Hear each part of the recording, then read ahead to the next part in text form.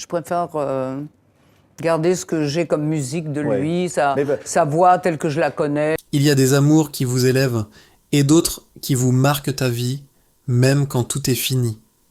À 80 ans passés, Sylvie Vartan n'a plus rien à prouver, plus rien à conquérir. Et pourtant, derrière le sourire digne, derrière la voix intacte qui a bercé des générations, subsiste une vérité que beaucoup ont pressentie sans jamais vraiment l'entendre. Une vérité intime, douloureuse, presque dérangeante. L'amour le plus intense de sa vie fut aussi celui qui l'a le plus profondément blessé. Car lorsque l'on prononce le nom de Sylvie Vartan, on pense immédiatement à la lumière, à l'élégance, à cette France insouciante des années 60. On pense aux refrains fredonnés à la radio, aux robes scintillantes, à l'icône. Mais ce que l'on oublie souvent, c'est que derrière l'icône se cachait une jeune femme fragile, emportée trop tôt dans un tourbillon qui dépassait l'amour lui-même. Un amour devenu mythe, un amour devenu prison. Tout commence dans une époque où la France rêve encore en noir et blanc, où les idoles naissent sur scène et meurent dans le cœur du public. Sylvie est jeune, disciplinée, ambitieuse, elle travaille, répète, doute en silence. Elle croit encore que l'amour peut être un refuge. Elle ignore que parfois aimer revient à se brûler les ailes sans même s'en rendre compte. Puis, un nom surgit, un nom qui fait battre les cœurs, trembler les salles, vibrer les foules, Johnny Hallyday. Lui n'entre pas dans une vie, il la renverse. Johnny, c'est l'instinct, l'excès, la nuit qui ne dort jamais. Il ne promet rien, mais il emporte tout. Et lorsque leurs regards se croisent pour la première fois, ce n'est pas une rencontre, c'est une collision. À cet instant précis, Sylvie ne le sait pas encore, mais sa vie vient de basculer. Pas seulement sa vie amoureuse, toute son existence, son rapport au bonheur, à la douleur, à la solitude, car aimer Johnny Hallyday, ce n'est pas aimer un homme ordinaire, c'est aimer une tempête. Et aucune tempête ne demande la permission avant de tout emporter. Très vite, la France se passionne. Le public applaudit. Les journaux s'enflamment. On ne parle plus de Sylvie et de Johnny comme de deux artistes, mais comme d'un couple mythique, presque royal, le couple d'or. Un conte moderne, croit-on. Mais les contes modernes, eux aussi, ont leur part d'ombre. Et parfois cette ombre grandit au point de tout recouvrir. Dans l'intimité, loin des projecteurs, Sylvie découvre une autre réalité. Celle d'un amour instable, imprévisible, exigeant. Johnny aime comme il vit, à toute vitesse, sans frein, sans filet, et Sylvie, elle, apprend à composer, à attendre, à espérer que l'homme qu'elle aime rentre vivant de ses propres excès, à faire semblant que tout va bien, parce que le monde entier regarde. Des années plus tard, elle confiera cette phrase glaçante, presque murmurée. Avec Johnny, nous ne voyions rien venir. Les chocs faisaient partie de notre quotidien. Une phrase simple mais qui dit tout. L'amour n'était pas paisible. Il était brutal. Magnifique, certes, mais brutal. Et pourtant, elle reste. Parce qu'on ne quitte pas si facilement l'amour de sa jeunesse. Parce qu'on croit toujours que demain sera différent. Parce que renoncer serait admettre que l'on s'est trompé. Et Sylvie, comme tant d'autres femmes avant elle, choisit d'aimer encore, même lorsque l'amour commence à faire mal. Ce que le public ignore alors, c'est que derrière chaque sourire sur scène, derrière chaque apparition parfaite, une fatigue s'installe, une lassitude invisible, la sensation d'être seul à deux, d'aimer un homme qui appartient davantage à la foule qu'à celle qui partage sa vie. Paris vibre encore au rythme des guitares électriques et des rêves neufs. L'Olympia n'est pas seulement une salle de spectacle, c'est un volcan. Ce soir-là, les coulisses sentent la sueur, la laque et l'électricité. Une jeune femme sort de scène, le cœur battant, la voix encore suspendue dans l'air. Sylvie Vartan vient de terminer son concert. Elle a été applaudie, oui, mais elle doute encore. Elle doute toujours. À quelques mètres de là, un homme déjà célèbre observe. Ils ne se font pas dans la foule, ils l'absorbent. Johnny Hallyday n'attend pas qu'on l'invite, il impose sa présence. On dit de lui qu'il est incontrôlable, qu'il vit trop vite, qu'il brûle la vie par les deux bouts. Lui s'en moque, il ne vit pas pour durer, il vit pour ressentir. La présentation est brève, presque banale, quelques mots échangés, un sourire, rien qui, en apparence, mérite d'entrer dans l'histoire. Et pourtant, dans ce court instant, quelque chose se passe. Pas une étincelle, une secousse. Sylvie ressent ce vertige qu'on éprouve quand le sol se dérobe sous les pieds. Johnny, lui, reconnaît ce qu'il cherche sans jamais le nommer, une intensité à sa hauteur. Ils ne tombent pas amoureux comme dans les films, ils se reconnaissent, comme deux êtres déjà trop abîmés par la vie pour croire aux demi-mesures. Très vite, ils se rapprochent. Trop vite, diront certains. Mais dans leur monde, la lenteur n'existe pas. On vit, on chante, on aime dans la même urgence. La France découvre alors un duo inédit. Sur scène, ils s'enlacent tant du regard. Hors scène, ils défient les règles. Ensemble, ils tournent, chantent, voyagent. L'Amérique les attire comme un mirage. Les foules crient dans leur nom. Les journalistes écrivent des légendes avant même que l'histoire ne soit terminée. Le public veut croire à ce couple comme on croit à un miracle collectif. Mais ce que la foule applaudit, Sylvie commence déjà à le payer. Car aimer Johnny, c'est accepter l'imprévisible. C'est vivre dans l'attente d'un appel, d'un retour, d'un lendemain incertain. Johnny ne promet rien, et pourtant il donne l'illusion de tout offrir. Il aime avec fougue, puis disparaît dans ses propres excès. Et Sylvie apprend à sourire pendant que l'angoisse s'installe. Ils officialisent leur relation, un geste inédit à l'époque. Une déclaration au monde entier. Pour la France, c'est un rêve éveillé. Pour Sylvie, c'est le début d'une exposition permanente. Plus rien ne leur appartient. Chaque baiser devient une image, chaque dispute une rumeur. L'amour n'est plus un refuge, il devient un spectacle. Johnny, lui, semble s'en nourrir. Il grandit dans le chaos. La scène est son royaume, la nuit son allié. Sylvie observe, s'adapte, espère. Elle croit encore que l'amour peut apaiser la tempête. Elle croit encore qu'en l'aimant assez fort, elle finira par l'ancrer quelque part. Mais on n'ancre pas un ouragan. Dans l'euphorie des débuts, personne ne veut voir les signes avant-coureurs. Les silences plus longs, les absences, les colères, les réconciliations aussi intenses que les ruptures. Leur amour est un feu de joie. Et déjà, les premières brûlures apparaissent.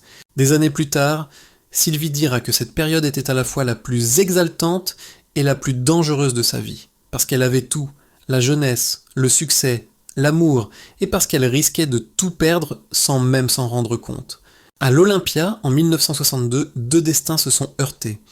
Ce soir-là, personne ne pouvait encore imaginer le prix à payer. Ni la gloire fulgurante, ni les larmes silencieuses, ni les cicatrices invisibles que le temps n'efface jamais vraiment. Ils se sont mariés, comme on entre en scène, sous les cris, les flashs, l'agitation. Le jour devait être intime. Il devint chaotique. Autour d'eux, la foule déborde, les journalistes se bousculent, les rumeurs courent plus vite que la vérité. Sylvie Vartan avance pourtant, droite, élégante, le sourire tenu comme un masque. Elle sait déjà que ce mariage ne lui appartiendra jamais vraiment. Il appartient au pays tout entier. Dans ce tumulte, elle se marie à Johnny Hallyday, lui rayonne, portée par l'adrénaline.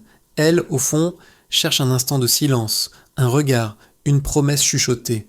Elle racontera plus tard ce sentiment étrange, presque irréel, comme si sa propre vie se déroulait derrière une vitre. L'amour est là, oui, mais déjà il est observé, commenté, disséqué. 1 an plus tard, un enfant naît. David, un prénom qui sonne comme un espoir. La naissance apaise un temps la tempête. Sylvie découvre une joie nouvelle, grave et lumineuse à la fois. Elle croit que la famille pourra ancrer Johnny, le ramener à la maison, l'éloigner de la nuit. Elle croit que devenir père changera tout. C'est souvent ce que l'on croit quand on aime. Mais la célébrité n'a pas de berceau. Johnny repart, encore et encore. Les tournées s'enchaînent, les nuits se prolongent. Sylvie berce son fils et attend. Elle apprend la solitude à deux, ce sentiment si particulier d'être entourée et pourtant seule. Le couple d'or continue de briller, mais derrière les rideaux, la fatigue s'installe. Puis survient l'accident. Brutal, inattendu. Un choc violent qui laisse Sylvie entre la vie et la mort. Le métal froissé, le corps brisé, les opérations qui s'enchaînent. La douleur physique est immense, mais la douleur morale l'est plus encore. Johnny s'en sort indemne. Elle, non. Et dans cette dissymétrie cruelle, quelque chose se fissure définitivement. Alité, diminuée, Sylvie comprend soudain que la vitesse à laquelle ils vivent peut tuer.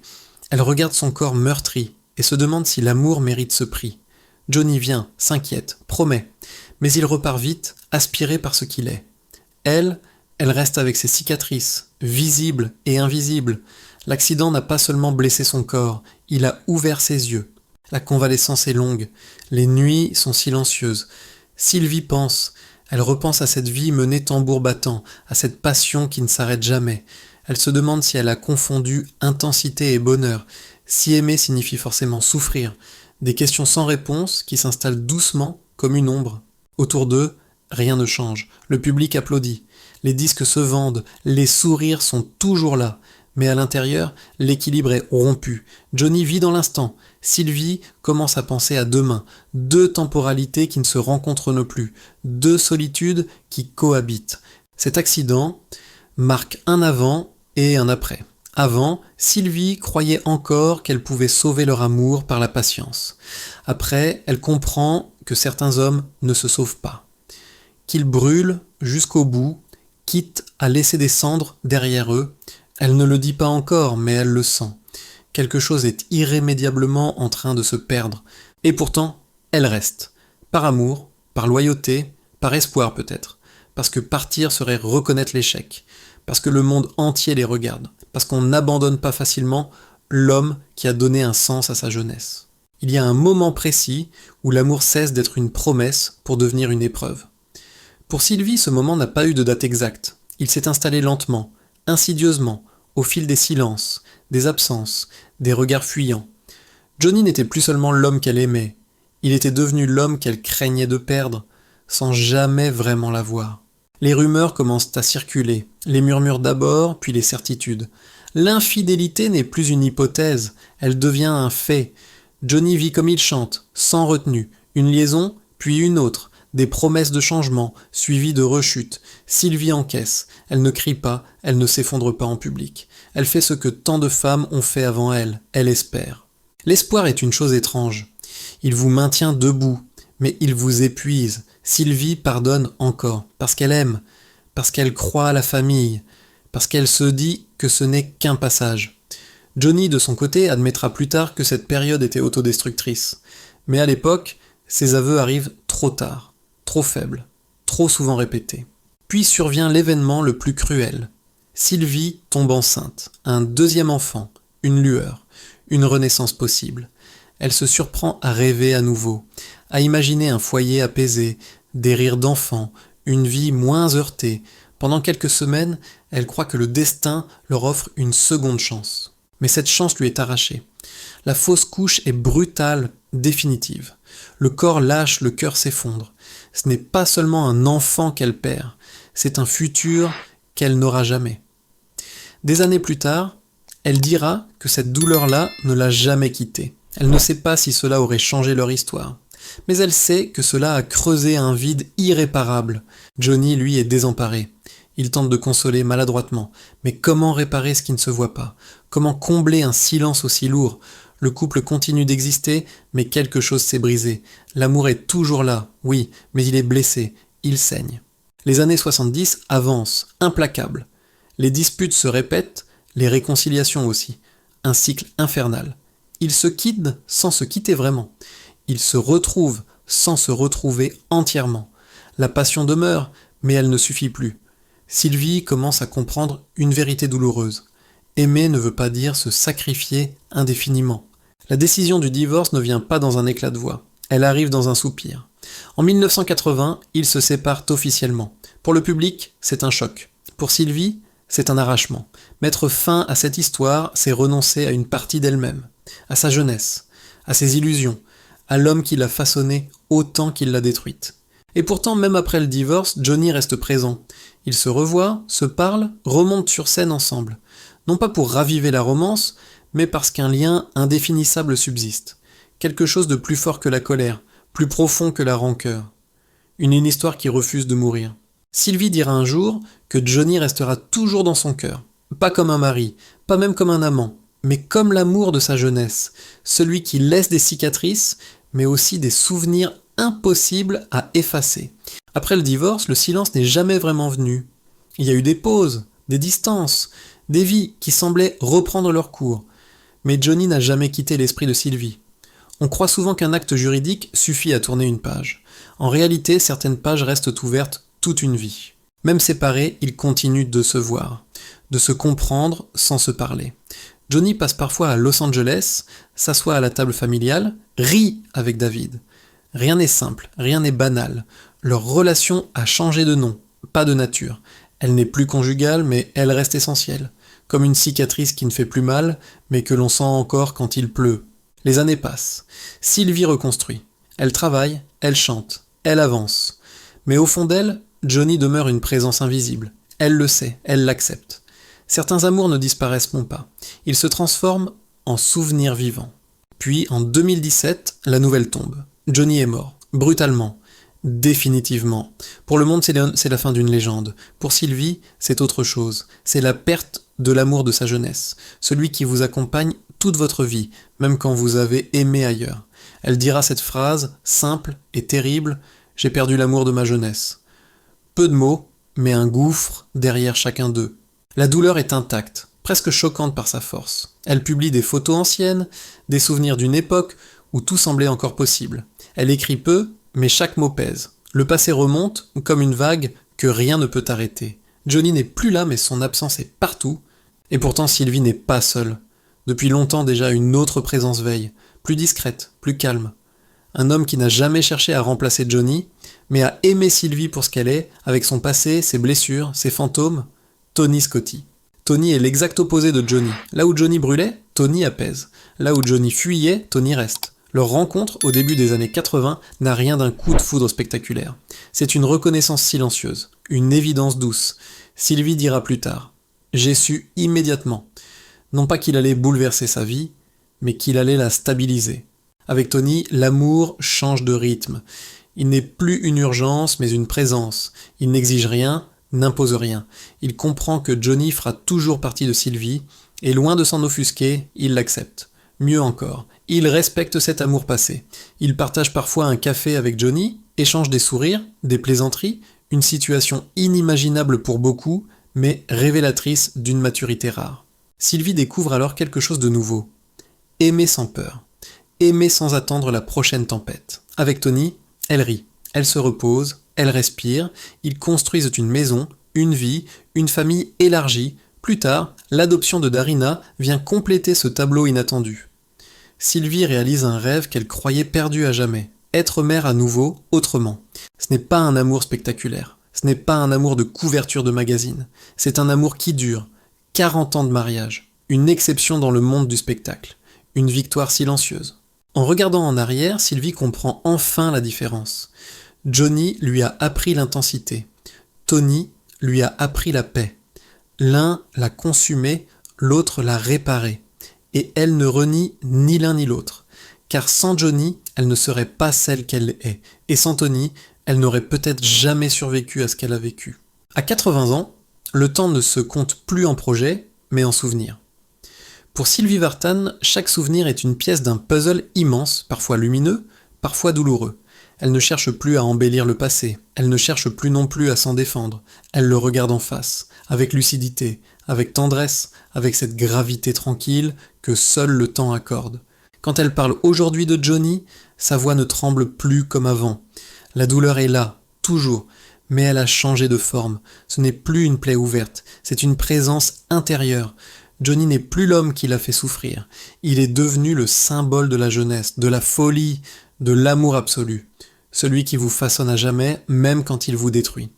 Nous vivions dans une totale anormalité, et cela nous semblait normal, dira-t-elle.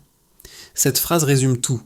Aimer Johnny, c'était accepter une vie hors norme, une vie trop intense pour durer. Et pourtant, sans cet amour-là, Sylvie n'aurait peut-être jamais compris ce qu'aimer signifie vraiment. Avec le recul, elle le sait. L'amour n'est pas toujours fait pour rendre heureux. Parfois, il est là pour vous transformer, pour vous confronter à vos limites, pour vous apprendre ce que vous ne voulez plus jamais revivre. Johnny lui a appris l'excès, la passion, la perte. Tony lui a appris l'équilibre, la patience, la fidélité tranquille des jours ordinaires. À ceux qui lui demandent si elle regrette, Sylvie ne répond jamais directement. Parce que regretter, ce serait nier une partie de soi. Elle ne regrette pas. Elle constate. Elle accepte. Elle sait aujourd'hui que l'amour peut être multiple au cours d'une vie et que chacun a sa fonction. Certains amours vous brûlent, d'autres vous réparent, Alors qu'elle entame sa tournée d'adieu, chaque chanson résonne comme un hommage à sa jeunesse, à Johnny, à Tony, à elle-même. Sur scène, elle ne joue plus un rôle. Elle raconte, elle transmet. Elle offre au public ce qu'elle a de plus précieux, son vécu, sans phare, sans mensonge. Dans les coulisses, loin des applaudissements, Sylvie regarde le chemin parcouru. Une carrière immense, 2 amours majeurs, des pertes irréparables, des renaissances inespérées. Elle sait que la vie ne lui a pas tout donné, mais elle sait aussi qu'elle a vécu intensément. Et c'est peut-être cela la vraie victoire. Car au fond, le secret de Sylvie Vartan n'est pas d'avoir aimé deux hommes exceptionnels. Le secret, c'est d'avoir survécu à l'amour sans se fermer au monde, d'avoir continué à croire malgré les tempêtes, d'avoir accepté que le bonheur n'est pas un état permanent, mais une succession d'instants précieux. Alors, à vous qui regardez cette histoire, une question s'impose. Une question simple, mais vertigineuse. Quel amour a marqué votre vie à jamais? Celui qui vous a construit? Celui qui vous a brisé? Ou peut-être les deux à la fois? Si cette histoire vous a touché, si elle a réveillé en vous des souvenirs, des émotions, des regrets ou des sourires, n'hésitez pas à le dire en commentaire. Partagez cette vidéo avec ceux qui ont aimé, perdu et aimé encore. Cliquez sur j'aime si vous pensez que certaines histoires méritent d'être racontées avec honnêteté. Et abonnez-vous à la chaîne pour continuer, ensemble, à explorer ces destins hors du commun qui nous ressemblent plus qu'on ne le croit. Car tant que l'on aime, même après la douleur, tant que l'on se souvient, rien n'est vraiment terminé.